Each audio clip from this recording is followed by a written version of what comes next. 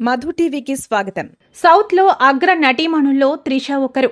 4 పదుల వయసులో కూడా త్రిష డిమాండ్ ఏమాత్రం తగ్గలేదు. కెరీర్ బిగినింగ్ లో త్రిష వర్షం, నువ్వొస్తానంటే నేనొద్దంటానా, అతడు లాంటి చిత్రాలతో టాలీవుడ్ లో నెంబర్ 1 హీరోయిన్ గా దూసుకుపోయింది. తమిళంలో కూడా రాణించింది. ఆ తర్వాత కొత్త హీరోయిన్ల ప్రభావంతో త్రిష క్రేజ్ తగ్గింది. దీంతో త్రిష కొంతకాలం హీరోయిన్ ఓరియంటెడ్ చిత్రాలతో కెరీర్ నెట్టుకొచ్చింది. ఊహించని విధంగా ఇటీవల త్రిష కెరీర్ మళ్లీ పుంజుకుంది. అగ్ర హీరోల చిత్రాల్లో ఆమెకు అవకాశాలు వస్తున్నాయి.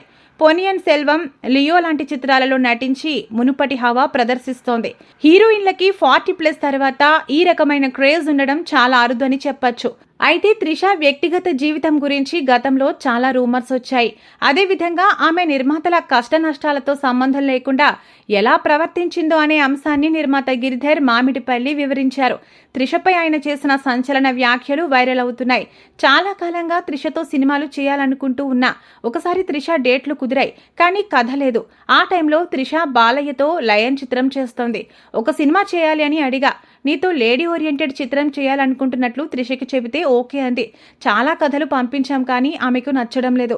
డైరెక్టర్ గోవర్ధన్ రెడ్డి ఒక హర్రర్ కథతో వచ్చారు. అది త్రిషకి నచ్చింది. ఆ టైంలో త్రిషకి అంత మార్కెట్ లేదు. సినిమాకి భారీ బడ్జెట్ అయింది.